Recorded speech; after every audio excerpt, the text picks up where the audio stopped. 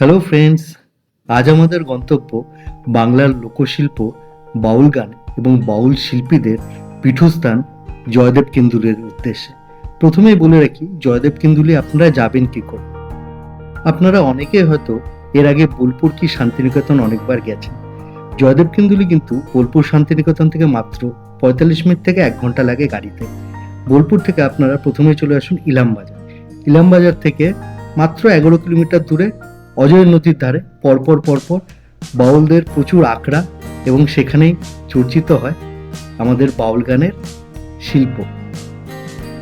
এরপর হয়তো ভাবছেন জয়দেব কেন্দুলি থেকে থাকবেন কোথায়, তারও ঠিকানা দেবো ঠিক।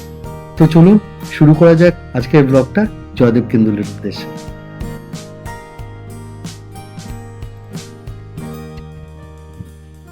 ঘড়িতে প্রায় 3টে বাজে আর আমরা পৌঁছে গেছি এই একটানা ট্যুরিজম প্রপার্টি জয়দেব কেন্দুলির। তো ফার্স্টে এসে রুম, মানে আপনাদের পুরো প্রপার্টি রুমটা ধীরে ধীরে দেবো। 3টে বেজে গেছে, লাঞ্চটা করিনি। তার আগে আমি ঝট করে একটু রুম ট্যুরটা আপনাদের দিয়ে দিই। চলুন, আমরা একটা এখানে এসি স্যুট নিয়েছি। এসি স্যুট আগে রুম ট্যুরটা করে নিই, তারপরে ট্যারিফটা বলবো। ঢুকে প্রথমে একটা এখানে ডাইনিং টেবিল আছে, ছোটখাটো বসার জায়গা আছে। এখানে একটা টেবিল আছে, টিভি আছে। আর এখান থেকে একটু দূরে বোধহয় দামোদর কি অজয় নদটা দেখা যাচ্ছে। বৌপ্রতীক ক্যাপচার করতে পারছেন এখান থেকে। দেন এই হচ্ছে ওয়াশরুম, যেরকম হয় ওয়েস্ট বেঙ্গল ট্যুরিজমের, ভালো নিট অ্যান্ড ক্লিন। দেন এই হিউজ সাইজের বেডরুম, বিশাল বড় বেডরুম, বাট ব্যালকনি নেই এই প্রপার্টিটায়। কোনো ব্যালকনি আলাদা করে নেই দেখছি। এখান থেকে দেখতে পাচ্ছেন বাইরে দূরে নদী দেখা যাচ্ছে, এখান থেকে একটুখানি দূরে। তো চলুন ঝটপট লাঞ্চটা সেরে আসি, তারপর কথা হচ্ছে। ঘড়িতে প্রায় 3:30 বাজে। আজকে আমাদের লাঞ্চ করতে একটু লেটই হয়ে গেল। ঝটপট লাঞ্চ করে নিয়েছি, ভিডিও করতে পারলাম না। তো এই হচ্ছে আমাদের প্রপার্টিটা। আর আমি এখন যে দাঁড়িয়ে আছি, জয়দেব কেন্দুলি যার জন্য বিখ্যাত, বাউলদের আখড়া। তো সেরকমই একটা আখড়ায় আমি দাঁড়িয়ে আছি। এই আখড়াটার নাম হচ্ছে মনের মানুষ।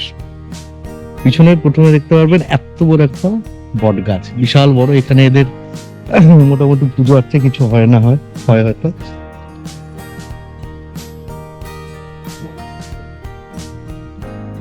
দেখতে পাচ্ছেন। আর বাউলদের আখড়া বলতে কি বোঝে, সেই কনসেপ্টটা সত্যি কিন্তু অনেকের কাছে ঠিক জানা নেই। চলুন বাউলরা কিরকম ভাবে থাকে, তাদের আখড়া কিরকম হয়, একটু ছোট্ট করে একটা ছোট্টখাট্ট আপনাদের ট্যুর দিয়ে দিই বাউল আখড়া।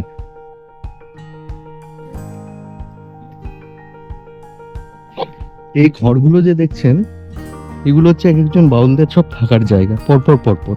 কি সুন্দর সাজানো গোছানো ঘরগুলো, একটু বলে দেখুন। ছোট্টখাট্ট, এবং জায়গাটা হচ্ছে আখড়ার ততটাই পরিষ্কার পরিচ্ছন্ন। এত বড় একটা জায়গা নিয়ে, ক্যাম্পাস নিয়ে বলতে পারেন এই আখড়া, বাট ততটাই পরিষ্কার পরিচ্ছন্ন প্রত্যেকটা জায়গা। উনি হচ্ছেন এই মনের মানুষ আখড়ার, মানে গুরুজি বলা হয় ওনাকে। আমি এখনো ঠিক নাম জানিনি, এখানে অলরেডি একটা শুটিং চলছে, তাই এখানকার যারা আছেন তাদের সঙ্গে আমি কোনো কথা বলতে পারিনি।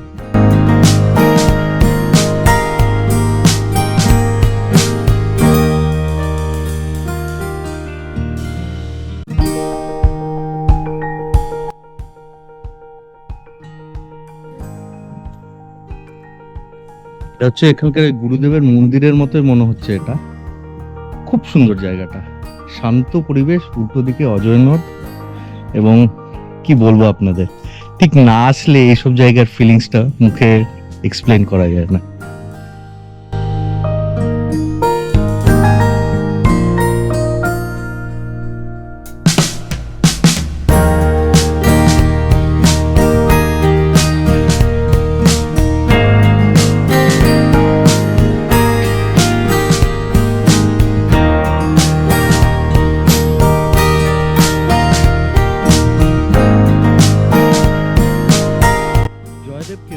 জয়দেব কেন্দুলি কেন ফেমাস? প্রথমত আমাদের প্রাচীন কবি জয়দেবের নামে এই জায়গাটা বিখ্যাত। সেকেন্ড অফ অল, পৌষ পার্বণে কিন্তু এখানে একটা বিশাল বড় মেলা বসে। এবং সে মেলাস্থল এটাই। এই যে মাঠটা দেখছেন, আমি মেলা সম্বন্ধে অনেক শুনেছিলাম এবং এবছর আসার ইচ্ছা ছিল, বাট সামহাও আমরা কর্পোরেট মানুষ আসতে পারিনি। বাট দেখলাম maybe it was a big event. এখানে প্রচুর বাউলদের আখড়া আছে এবং তারাই সবাই মিলে এই মেলাটা অর্গানাইজ করে। এই যে পুরো মাঠটা দেখতে পাচ্ছেন, এটা কিন্তু এই জয়দেব কেন্দুলি মেলার মাঠ। শুধু তাই না, কোইন্সিডেন্টালি আজকে কিন্তু ওদের কবি জয়দেবের জন্ম তারিখ নাকি, এবং আমরা এখন যাচ্ছি কবি জয়দেবের নামে যে মন্দিরটা আছে সেখানে। সেখানে অবভিয়াসলি কিছু ইভেন্ট তো হবে।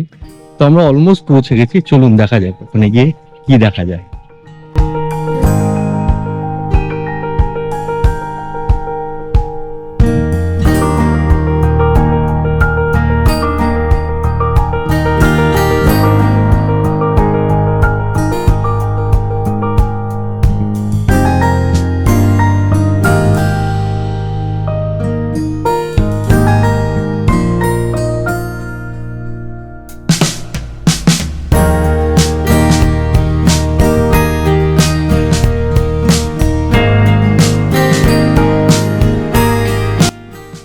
জয়দেবে এসে কি কি দেখবেন, আমরা যেখানে আছি তার কিন্তু খুব কাছেই একটা ইস্কনও আছে। বাট এই ইস্কনটার সঙ্গে আমরা অন্যান্য জায়গায় যেরকম ইস্কন দেখে বেশ ভালো ঝা চকচকে ভালো খাওয়ানো দাওয়ানো হয়, সে ব্যাপার কিন্তু একদমই নেই। দেখছেন যে চারদিকে খোলা মাঠের মাঝখানে, এখানকার ইস্কনটা ঠিক এরকমই। তো একটু অন্য ভাইবের ইস্কন, মানে আমরাও যে এসেছিলাম হলো ইস্কন আছে একটা, দেখে আসি কিরকম টাইপের ইস্কনটা। তো এইখানকার ইস্কনটার সঙ্গে অন্যান্য জায়গায় ইস্কন আপনি একদমই মেলাতে পারবেন না। তবু হ্যাঁ, এরকম আছে হয়তো ভবিষ্যতে ইস্কনটাও গ্রো করবে অন্যরকম। যেরকম বড় মন্দির বড় অ্যারেঞ্জমেন্টের থাকে, খাওয়া দাওয়া অ্যারেঞ্জমেন্টের ইস্কন অন্যান্য জায়গায় দেখা যায়, এটাও নিশ্চয়ই হবে, কিন্তু এটা মেবি একদম নতুন যাকে বলে।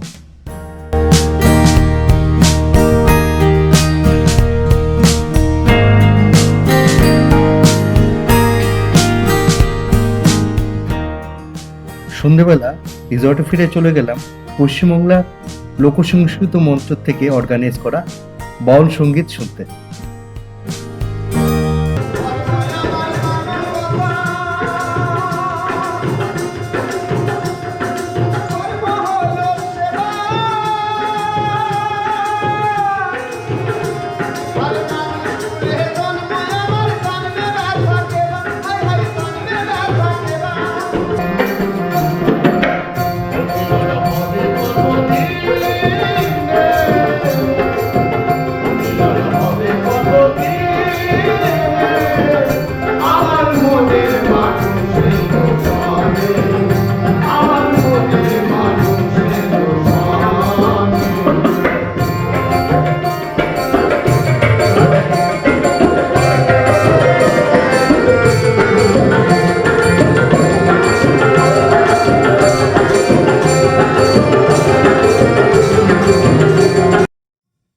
তো আজকের বাউল শো আপনাদের কেমন লাগলো? হ্যাঁ, আগের দিনের থেকে কিন্তু ফার বেটার। আর এই বাউল গ্যাং গুলো হচ্ছে লোকাল এখানকার যারা জয়দেব কেন্দুলিতে যারা থাকে তাদের, এখনো ব্যাকগ্রাউন্ডে চলছে। আর রাত্রিবেলা একতারা বাউল একাডেমি রিসর্টটা একটু আপনাদের দেখাই ঘুরিয়ে। রাত্রিবেলার কিন্তু ভিউ টোটালি আলাদা, যদিও একটা ওয়েস্ট বেঙ্গল ট্যুরিজমের একটা নতুন প্রপার্টি, তাই অত সুন্দর করে এখনো সাজানো হয়নি। দেখুন একটু উল্টো দিকটা।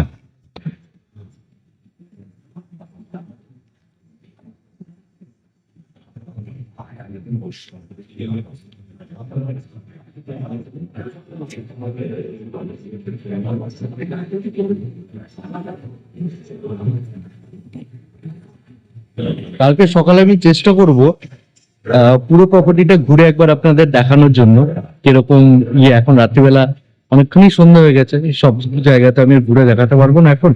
ডেফিনেটলি কালকে সকালবেলা একটু চেষ্টা করবো আমি। গুড মর্নিং ফ্রেন্ডস, আজকে 25শে জানুয়ারি আর আমাদের ট্রিপের আজকে হচ্ছে শেষ দিন। তো এই দুদিনের ট্রিপ ভালোই কাটলো আমাদের। কালকে যেরকম বলেছিলাম এই WBTDCL এর একতারা ট্যুরিজম প্রপার্টিটার ফুল ট্যুর দেবো আপনাদেরকে। প্রথমে বলে রাখি এটা কোনো রকম কোনো পেড প্রমোশন না, তবে হ্যাঁ আমি যখনই ওয়েস্ট বেঙ্গলে ঘুরি আমি সবসময় প্রেফার করি যে ওয়েস্ট বেঙ্গল ট্যুরিজম ডেভেলপমেন্ট কর্পোরেশনের যে প্রপার্টিগুলো আছে সেগুলোয় থাকা, কারণ এরা যেরকম চিপে যেরকম ফেসিলিটি প্রোভাইড করে সেটা কিন্তু কোনো প্রাইভেট হোটেল প্রোভাইড করতে পারে না। তো আমরা অলরেডি দেখলাম আমাদের ফ্লোর, যেটা ফার্স্ট ফ্লোরে আছে আমরা রুমটা, এই যে দেখছেন এই বিল্ডিংটা হচ্ছে পুরো স্টে করার জায়গা, সেখানে অলরেডি 17খানা রুম আছে আমরা কালকে রাতে দেখলাম। তাছাড়াও এটা হচ্ছে পুরোপুরি ডাইনিং কিচেন এরিয়া। এই জায়গাটা ছোটখাটো একটা গ্যালারি কি কনফারেন্স রুম বলতে পারেন। তাছাড়াও শুধুমাত্র বাউলদের থাকার জন্য, মানে জয়দেব কেন্দুলি মেলা যখন হয় বাউলদের থাকার জন্য এদের কিন্তু বেশ কিছু রুম আছে। বাইরে থেকে অনেক বাউল আসে, তাদের থাকার জন্য একটা ডেডিকেটেড পুরো রুম আছে বেশ কয়েকটা এদের এখানে।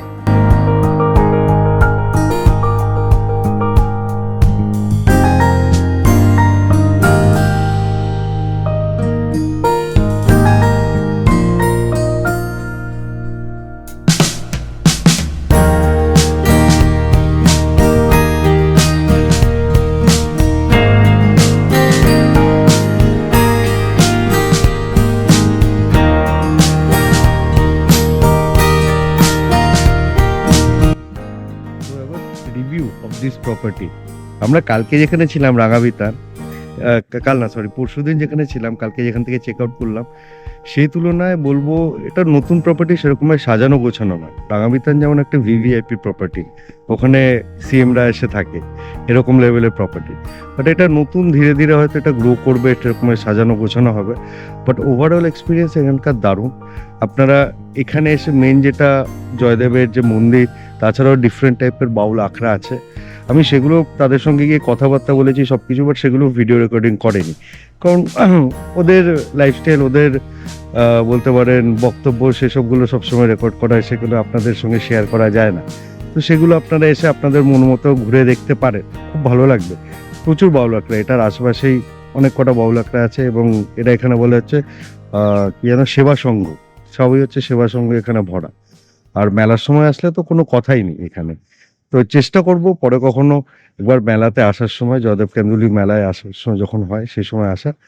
তাছাড়া বলতে পারেন একদিনের জন্য আসার জন্য আপনারা যদি গ্রুপে আসেন ভালোই লাগবে এই জায়গাটা। শেষ পর্যন্ত বলবো, যদি ব্লগটি ভালো লেগে থাকে লাইক, শেয়ার এবং কমেন্ট করতে ভুলবেন না, এবং সেই সঙ্গে বলবো চ্যানেলটা সাবস্ক্রাইব করতে। Thank you, thanks for watching.